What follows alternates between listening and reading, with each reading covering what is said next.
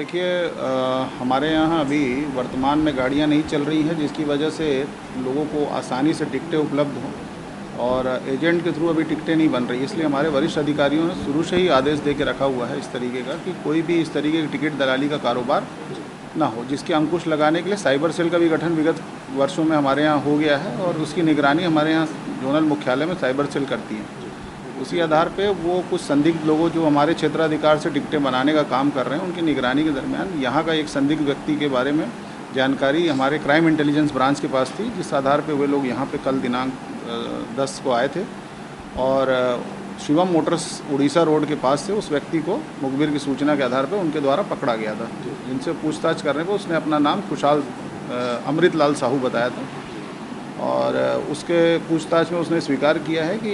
मैं मोबाइल से टिकटें बनाता हूं और ऑनलाइन ही सभी को जो उसके ग्राहक हैं उनको मेल के माध्यम से या व्हाट्सएप में वो टिकटें उपलब्ध करा के 300 रुपये की करीब लगभग रकम कमीशन के रूप में लेता है, जिसके आधार पर उसके मोबाइल की वहाँ जांच की गई और उसे फिर अग्रिम कार्रवाई के लिए अपने रायगढ़ थाना में लेके आया गया, आरपीएफ थाने में, और यहाँ पे फिर उससे सारी और मोबाइल की अन्य जांच की गई, जिससे उसमें टिकटें जितनी भी बनाई हुई थी उसमें बरामद की गई, जिसमें 6 लाइव IRCTC की यूज़र आईडी उसके पास से मिली है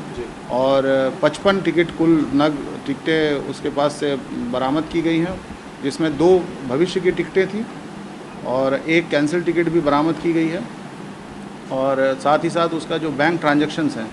वो बैंक ट्रांजैक्शन की डिटेल भी निकाली गई, जिसमें पाया गया है कि उसके द्वारा ही ये सारी टिकटों को बनाने में